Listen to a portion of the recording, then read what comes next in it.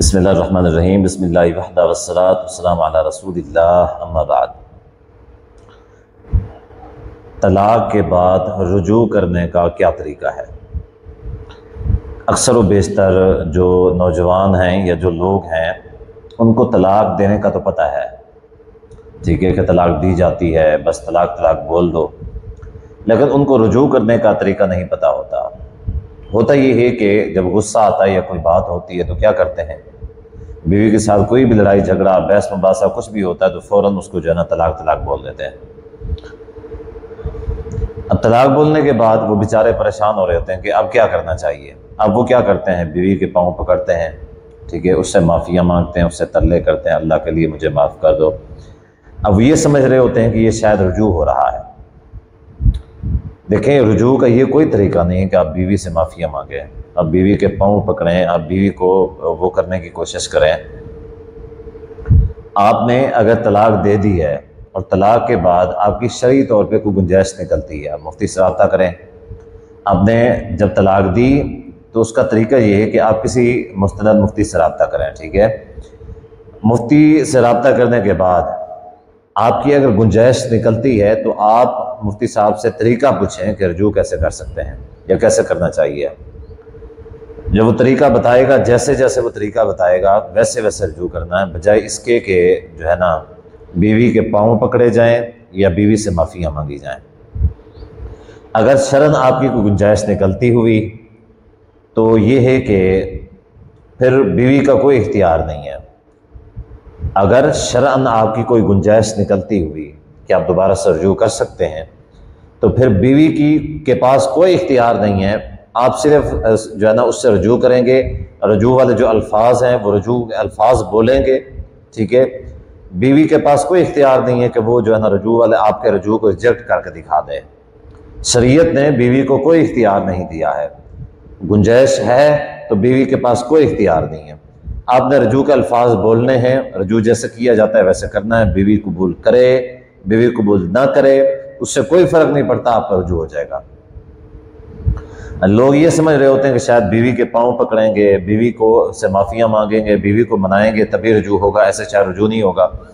ये बिल्कुल गलत बात है। रुजू ऐसे नहीं किया जाता, ठीक है। शोहर ने, शरीयत ने शोहर का बहुत बड़ा मुकाम रखा हुआ है, ठीक है। अब उस मुकाम का ये मतलब हरगिज़ नहीं है कि वो जो है ना बीवी के पाँव पकड़े। मैं ये नहीं कहता कि आप अपनी बीवी के साथ अच्छा सलूक ना करें, उससे प्यार मोहब्बत ना करें, उसके नखरे ना उठाएं, बिल्कुल उठाएं, अच्छी बात है, लेकिन एक तरीका होता है। पाँव पकड़ना कोई तरीका नहीं है, माफ़िया मांगना कोई तरीका नहीं है। शरीयत ने शोहर को तलाक का इख्तियार दिया हुआ है। अब वो इख्तियार आपने जैसे भी इस्तेमाल किया, ठीक है, जैसे भी इस्तेमाल किया, या ये आपकी अपनी जो है ना वो एक चीज़ है। आपने जायज़ इस्तेमाल किया है, आपने नाजायज़ इस्तेमाल किया है, लेकिन अगर वो आपने इख्तियार इस्तेमाल कर दिया तो अब क्या है, अब माफ़िया मांगने की क्या ज़रूरत है? ये गलत बात है, ठीक है। ये शर्म गुनाह है। आपके पास अगर शरई तौर पे गुंजाइश निकलती है तो अच्छी बात है, बीवी के पास कोई इख्तियार नहीं उसको रिजेक्ट करना, ठीक है। आप आपके रुजू को कभी भी रिजेक्ट नहीं कर सकती। अगर आपके पास शरम यानी आपके जो मसला है उसकी सूरत हाल में अगर आपका कोई रुजू की गुंजाइश नहीं निकलती तो फिर आपके माफ़िया मांगने से, पाँव पकड़ने से कुछ भी नहीं होगा, ठीक है। माफ़िया मांगने से, पाँव पकड़ने से कुछ भी नहीं होगा। वो आपका पाँव पकड़ना, माफ़िया मांगना, तरले मिन्नतें करना, ये सब का सब बेकार और फजूल जाएगा, ठीक है। शरीयत ने हर किसी की हुदूद रखी हुई हैं। शोहर अपनी हुदूद के अंदर रहे, बीवी अपनी हुदूद के अंदर रहे। बीवी अगर जो है ना वो गैर ज़रूरी तौर पे कोई ऐसा काम करेगी जो उसकी हुदूद से हट के है, गुनाह होगा। यही मसला जो है ना शोहर के साथ है। शोहर अगर कोई ऐसा काम करता है जो उसकी हुदूद से हट के है तो शर्म उसको गुनाह होगा।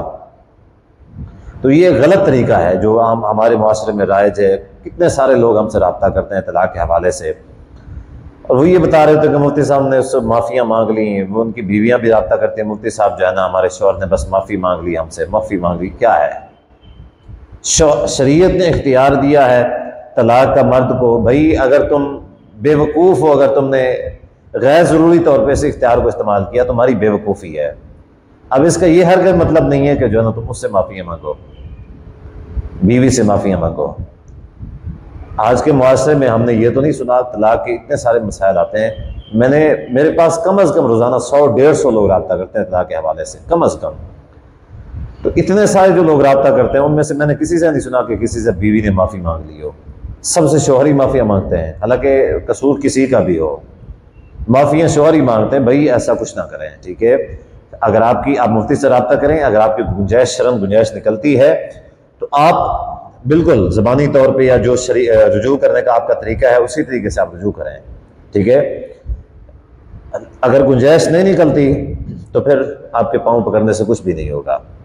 आपका कभी भी जो है ना वो कोई तलाक का मसला है, बिल्कुल हमसे रब्ता कर सकते हैं। हमने अपना नंबर दिया हुआ है, व्हाट्सएप के ऊपर रब्ता करें। इंशाअल्लाह जहाँ तक हो सका हम आपका मुकम्मल मसला हल करवा के देंगे।